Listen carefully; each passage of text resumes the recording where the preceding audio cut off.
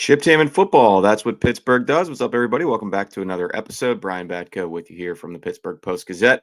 As always, one of our Steelers beat writers. We're going to be joined today by a pal from the radio station here in town over at 93.7 The Fan, Chris Muller. Known him for ages. We'll have a fun Steelers exercise, some cut, keep, extend, trade, let walk type discussion, piggybacking off of Ray Fittipaldo's article in the Sunday paper from the PG. As always, this show brought to you by Pella. No better place to get new windows and doors installed in your home than Pella. They can help you save on your energy costs year-round, and it's cold out right now in Pittsburgh, like 8 degrees. Schedule a free in-home consultation with your local Pella windows and doors to find the right product for your home and your budget. Give them a call at 866-593-1560 to get started planning your new windows and doors installation with Pella Windows and Doors of Pittsburgh. That's 866-593-1560. Ring them up, discuss your project further. All right, we're going to get to Chris Muller on the other side and continue sifting through the rubble of this Steelers offseason.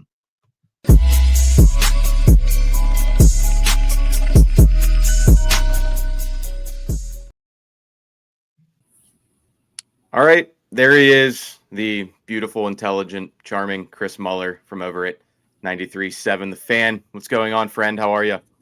Oh, delightful. We were watching the 1992 Royal Rumble here in our fan lounge area, and Donnie dutifully put it on mute so that I could do this. Right now, it looks like Sid Justice has just entered the ring, so we're going to get a very controversial finish any minute now here involving Hulk Hogan and Ric Flair. Very exciting stuff, even if you've seen it 20 times like we have.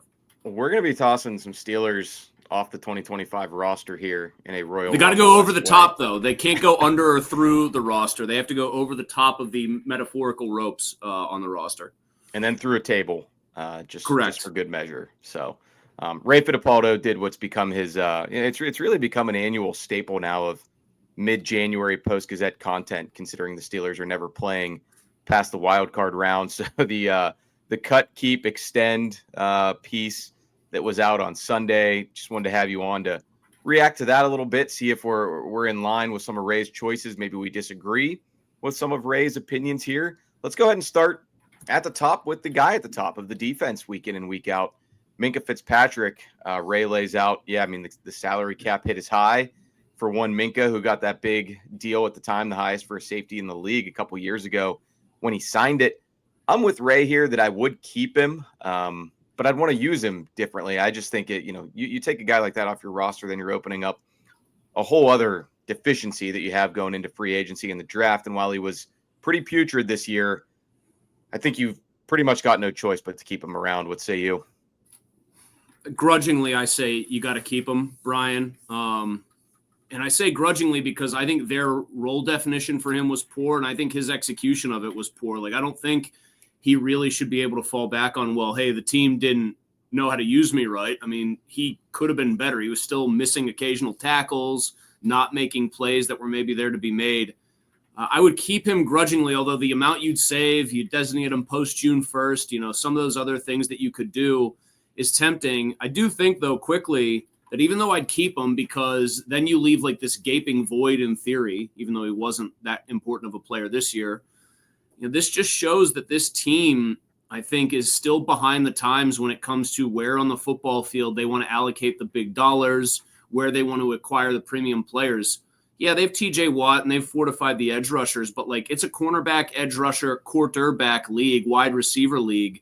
Safeties are usually luxury items for teams. Like Kyle Hamilton will get paid by the Ravens, obviously, but we saw with Deshaun Elliott at the other safety spot, you can go get a guy on a pretty affordable deal and have him play pretty high-level football. So this sort of stands as a testament to me, even though I'd say keep him, to this team's sort of backwards approach right now to some areas of roster building. You feel the same way about Patrick Queen, because he's the next name on this list, and I think he's sort of in a similar bucket as Minka in that I think you pretty much have to keep him. I don't think you're going to cut bait after 1 year, but it was a fairly disappointing year. And man, I mean, that would just be an un-Steelers-like admission of defeat if they would move on from Patrick Queen after just one season, after dealing out that hefty, by their standards, free agent deal. So they have to eat like what, about almost $8 million if they walk after 1 year. Yeah. It's not one of those insanely prohibitive deals, but man, you just imagine eating that much cap room and dead cap, for a guy that's an inside linebacker because you wanted to pay him. I'm going to give myself the old home run victory twirl here. When he got signed, it was a lot of excitement. Ooh, big shiny object, big, a name everybody knows, a player everybody has seen. And I was not about it. I just was not. I said, this is another position along with safety, probably to a greater extent than safety, where good teams around the league are looking for bargains. Like, look no further than Zach Bond in Philly as like the A1 example of, you bring a guy in, he's never even played the position. Your great coordinator sees something in him, and now he's a first-team All-Pro. I thought he was more of a Roquan Smith byproduct than he was anything else in Baltimore. I think his best game for the Steelers this year was the first Baltimore game, and otherwise it's been a lot of middling to poor play. And he was like the embodiment of how badly that defense cratered, the personification of how bad that defense cratered down the stretch. And yet, I don't know, you're going to go with Roberts, Peyton Wilson, and fill in the blank. Like, you signed him to be a 3-down backer. I think he gets one more shot at it. And again, just like with Minkah, I don't feel great about that. Like, there's a huge part of me that says, tear this whole thing down to the studs and be done with it.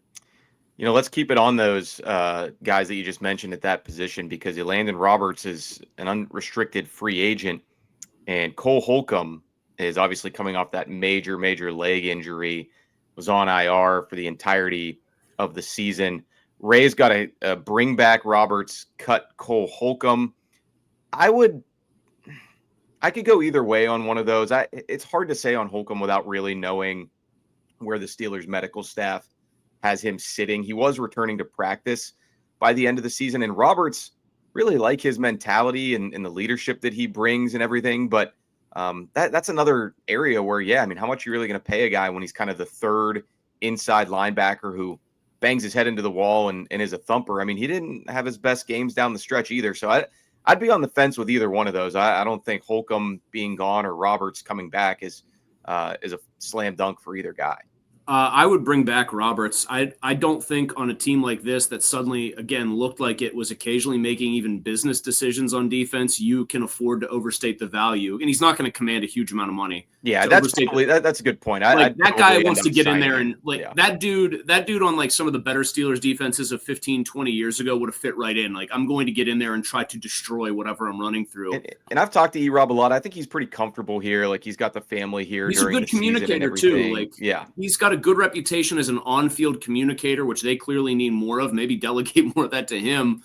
Holcomb, it's a brutal business. The guy is supposed to be a run and chase linebacker, like a true athletic player at the position you're expecting to drop into coverage. The severity of that injury, I don't know if it is this bad or better than, or even worse. If it's worse, then I don't think he's back at all. But I think of Sean Spence and what he was supposed to be, and then what that injury did to him. Because that's the thing. You're asking this guy to do X, Y, and Z, but if an injury precludes him from doing that, I don't think you can make that move. So I would keep Roberts, and I would say, sorry, wish we could. This is the nature of the beast here to Cole Holcomb. Yeah, and Holcomb probably saw the writing on the wall when they went out and signed Queen, drafted Peyton Wilson in the 3rd round. That's tough. But you're right, especially at that position. You don't see a lot of guys playing into their 30s as Roberts is, so he's kind of unique in that way too right now. But all right, George Pickens, he's up here near the top. Ray says never heard of him. Ray says trade him, which it feels like that's kind of where the worm is turning on him with a lot of us who write and talk about this team constantly. I don't know. Maybe I'm just falling into contrarian mode here. Maybe I'm too swept up in George's tweet after the game, or not, I guess Instagram, whatever he does after the playoff loss about he's ready to be back in the black and gold for next year. This is kind of like Holcomb in a different way. Only those closest to it know the odds of them getting through to him and getting him back on the right track. But I would maybe grit my teeth. How about this? I'll go with an option that Ray doesn't ever have on here. Shop him and not necessarily trade him, but at least see what you can get for the guy. The problem with not definitively either giving him an extension, which I don't think he warrants at this point, or trading him, just letting him come back after shopping him, is he might know you were shopping him. He's a pretty smart guy. Word would get to him. Does anybody really think, regardless of an Instagram post that he puts up, that George Pickens is willing to play back here without a new contract extension before next season? Does he have? I mean, like, he knows the rest of the league sees that he's also that's a wishful, to say the least. I know, but that's what we're talking about him like he's a guy who suddenly steps outside of himself and realizes the way he's perceived elsewhere. It's and very unlikely. More importantly, cares about how he's perceived elsewhere, how that might affect him. I'd trade him. And I was a guy who 7-8 weeks ago was like, no, you got to suck it up and sign this guy because to an extension, because he's just so good. He really hasn't been that good when you drop a bunch of passes, when you don't run a route in Kansas City that only your head coach is willing to slough off, and everyone else kind of hints at the fact that that was what like killed that play because your head coach is enabling you this entire time. I'm ready to trade him. Be done. You might only get like a maximum, a 3rd-round pick from a desperate team that is willing to take on his personality. But this was another, in many ways, frustrating failure of their strategy to draft guys that maybe have some red flags and then see if Mike Tomlin can get the most out of them. I think Tomlin loses this round. It's Pickens, I guess, 1, Tomlin 0, the fans 0. Yeah, I definitely wouldn't extend him. That would not. Also, does he know how to run any routes besides like an in route, like an in-breaking route that he'll maybe get hit in stride on once a year and then like just sideline go balls? I mean, seriously, like how good is the route tree there?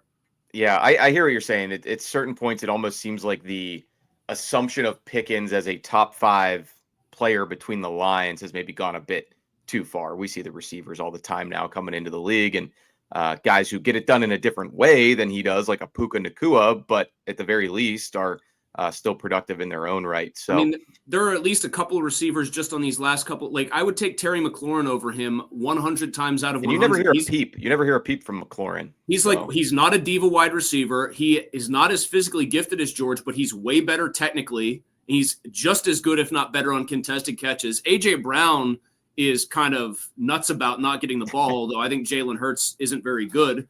But A.J. Brown is better than George Pickens. Yeah. You can start making cases for guys on those AFC, like Xavier Worthy. They figured out how to use him. I was an early adopter of the George Pickens. You've got to do whatever you can. He's an alien. The worm has turned for me for sure. I'm kind of just tired of it, man. Great for talk radio, though. Yeah, I think in some ways you'd sleep better at night if you're atop the Steelers organization if the guy's just not here anymore. But then do you realize, by the way, Brian, how hard it is when I will say this for George, and I've always said this: never a peep of off-field trouble, like as far as away from the football field or football-related things. Like if a social media post is going to get you, or the idea that you might be running a burner account or might not be, and that's the worst thing. Do you know how much of a headache you have to be on all football-related matters to actually entertain getting shopped like this? Like he's never stepped out of line away from the field, but he is still just a massive headache for them. And I think they are the last ones to realize it, but I think they did realize it. Yeah, he's about as high maintenance as it gets in terms of the day-to-day type stuff with the personal dynamics. And then the last thing I'll say about him is like if they kind of do what I guess I'm sort of predicting here and just bite the bullet and say, hey, we can deal with him for another year and then evaluate. Like if he does become a problem, like you're suggesting, hey, the heck is the difference? He's already been a problem for 3 years. So you're kind of in the same place you have been. So, all right, let's move on. Larry Ogunjobi, we're both going cut him, right? I mean, yeah, but I actually think he should have been cut last year. That's an easy one. Preston Smith, same deal. Yep. He's got to go. Cordarrelle Patterson. Oh, he's got to go, right? I mean, he just doesn't have any juice left in the tank. He was another guy who was who had the Instagram fingers working after the playoff game. Yeah, like might as well shovel my driveway, bro. You run like a 5'2", 40-yard dash at this point. You're like a tight end taking handoffs. Like, who are you to be saying, get me the ball? That was the only team that would be absurd. The only team happy to see you getting the ball in that game would have been Baltimore. That was absurd for somebody who I think his offensive coordinator, who he's tight with, allegiance to him was the whole reason why he was playing any snaps. And then either somebody came down from on high and was like, Arthur, if you give him the ball in this game, that's it. It's curtains. We'll all remember the Colts game and a couple of the other like individually good plays. He aged like milk in the sun as the season went on, though. Yeah, it was not good. And then he actually had another post I saw on Instagram. Was like he had a bottle of wine and he was like, "Oh, people say I'm too old and I'm too slow. Like year 12, let's get it." I'm just like, oh my god, Cordarrelle, Come on, A man. bottle of wine. Maybe if you want to prove to people that you're not too old and too slow, you should be putting that in front of like a squat rack or something. I took a picture. Here's the quote. It said, "He's washed. He's old. He needs to retire. Shut up and cheers." Chapter 13. You know what you never Loading. hear about, though? How many people get talked about as like washed and need to retire who actually are washed and do need to retire? You never hear too much about those stories where the player goes, you know what? I actually might be washed. Yep, I think that's it. Speaking of which, Russell Wilson. Ray's got him, let him walk. Yeah. Get it. I think I agree. I mean, we've all expended so much oxygen talking about it, but like I've just reached a crystallization of he's not the long-term answer. At least with Fields, you can kind of hold up a magnifying glass and maybe see some semblance of it. And I also think if you're running it back with Tomlin and Arthur Smith and maybe even more at the top of the brain trust, you kind of have to. It'd be really hard to justify keeping the quarterback the same with the way that season fell apart. I'll just give it my 15-second synopsis. I mean, that's got to be the big change, right? Sure. I thought he was really good when he took over, and I was like, actually, I said he should have been the starter at the start of the season before he got hurt. Then I kind of flipped over and said, you got to keep rolling with Fields. And then I, like everybody else, jumped right back on board when he started throwing, moonball touchdowns. But I think a couple things are abundantly clear. He can't really move anymore. He can't throw from the pocket. He's never been able to. And when you can't move and can't throw from the pocket, like you're in big trouble. He's got pretty much one thing in the arsenal, the deep ball or the check down. And I finally understood the toxic positivity thing after the Hard Knocks. Let's go win 4. Let's go win 4. Like, get out of here. That is just cheesy. Cam Hayward's probably like wanting to vomit his guts out, playing with the flu and playing great. You cost the team the game with like the worst 2-minute drill in recorded history. And you're like trying to rah him. Like, get out of here, man. You're around this team. You're in the room, Brian. I'm not. But like everything I hear is that like, yeah, okay. Like those guys might respect Russ, especially some of the younger guys or the veterans who haven't won. He's been there, done that. I get the distinct sense that Justin Fields much more popular overall with his teammates than Russell Wilson. And he's more athletic, and he's younger. And even though he might never become a real polished passer, I would still make that move 10 times out of 10. I cannot bear to see Russell Wilson in a Steelers uniform again next year. Hey, there were some days that I went into the locker room and I wasn't feeling my best, and Russ's positivity picked me up. So I appreciate him for that. But I think you pretty much put it succinctly and nicely there. I do think that Russ commands a certain level of respect. Like Calvin Austin's got the picture of him wearing his jersey back in the day. But I think maybe guys gravitate a little bit more to Fields at this stage of the game. And I mean, Fields he probably won't have a career as good as Russell Wilson's career, but it goes without saying you're not paying for past performance at this stage of the game, which brings us to Justin Fields. Ray says sign him. I say sign him. Chris Muller says sign him. I mean, I think that's your best shot. He's the closest thing. It's obvious now, it's coming out in the wash. Arthur Smith wanted him all along, and I don't think ever wanted them to go away from him. That's Mike Tomlin telegraphed that. He said it was a lone wolf move by me to go to Russ. He might as well have just been talking directly to his offensive coordinator, who he neutered with that decision, and whatever, bully for them. They made the most of it initially. I think Arthur Smith sees in Justin Fields like a similar project to Ryan Tannehill, extremely athletic. Tannehill was a Big 12 wide receiver, so he was a super athlete taking over at playing quarterback. Fields is probably the best athlete on the team, like if we're going all in here. All around, yeah. Right, and so if you can design an offense that truly accentuates the player's strengths and minimizes the weaknesses, you have to try to do that. I mean, in the eternal quest for 9-8, 10-7 and a wild card round defeat, I think Justin Fields is your best chance at it. And I think he might be, as long as he doesn't have too sour of a taste in his mouth about getting pulled from the starting job, I think you can go to him and make him a reasonable offer that he would accept. Yeah, he might actually have some suitors out there because we know how bad the quarterback market is. So, yeah, the ball might be in his court here to some extent. All right, real quick, offensive side, guys who are unrestricted free agents. Kyle Allen, Najee Harris, Dan Moore, James Daniels. Any of them back? No. 0 for 4. A Chris Muller high school baseball performance. 0 for 5. Forgot about him. A platinum Skowronek. I would actually bring Skowronek back on a cheapo. He's got to be back. I hate sounding like a guy who's aging, into his 40s here, but like, I don't know. There's something about me that like I watch that guy go out there and try to like take people's heads off when he's put in as a blocking wide receiver or just make good special teams plays. And I say, it's corny or whatever, but like that guy went out there and actually played football. So yes, bring him back if you can. Mike Williams? No, I don't think. Yeah. All right. And then we'll finish with the defensive guys. Dante Jackson, Cam Sutton, James Pierre, DeMonte Casey. Maybe Pierre, but the other three, they were in roles that I don't think they're really qualified for at this point. I don't ever want to see Cam Sutton play another snap for the Steelers. That was an embarrassment on multiple levels to bring him back and then watch him just die on the vine out there. Is he still buried in the turf in Baltimore from what Isaiah Likely did to him? A few guys are. Minkah's maybe still buried from the Derrick Henry stiff arm, and I'm with you. I think the Isaiah Likely one on Cam Sutton was actually more vicious. He dribbled him like a basketball, the way Le'Veon Bell did Drake Kirkpatrick a couple of years ago. It didn't get as much love because it wasn't Derrick Henry, but I thought that was probably the most ferocious stiff arm of that game. I would say maybe, Brian, Pierre, and more for like special teams. Yeah, he had 2 forced fumbles. He does seem to punch the ball out a lot. Even though the guy dropped one of the great fake punt calls of all time. But no, I mean, the rest of them, please, no. Like there needs to be some change here. Way too many situations where, hey, we're familiar with the guy. Just let's be done with this and start turning this roster over in a real way. All right. I think that's something a lot of people would get on board with. Anything else you want to leave me with here before you go, sir? No, I can't think of anything funny, so I guess I'll just do this. All right. Well, people know where to hear you.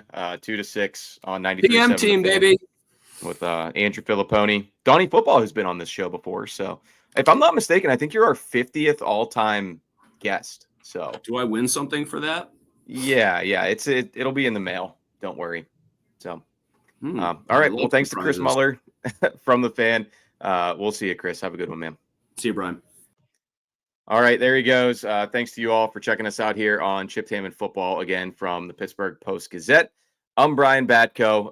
Another Steelers season in the books and another big off season that we all will be chronicling for you, both in print and, of course, on all these shows with me, Ray Fittipaldo, who had a really good story today on the Steelers and their 4th down woes and, kind of a more granular look at where they're trailing behind the final 4 of the NFL playoffs right now. It's not a pretty sight. He also had his chat on Tuesday. I'll have my mailbag on Thursday, but appreciate you checking out this show. And a quick shout out to from Goldberg, Persky, and White. If you've been diagnosed with mesothelioma or lung cancer, call your local attorneys at Goldberg, Persky, and White. For more than 40 years, their firm has represented thousands of lung cancer and mesothelioma victims. Call 1-800-COMPLEX or visit gpwlaw.com for a free consultation. Chris and Ray back Wednesday with the North Shore Drive. Chris and me Friday on the North Shore Drive. Jason Mackey, Paul Zeiss, all of them will be here on the YouTube channel. In the meantime, we'll talk to you all soon. Thanks for listening or watching.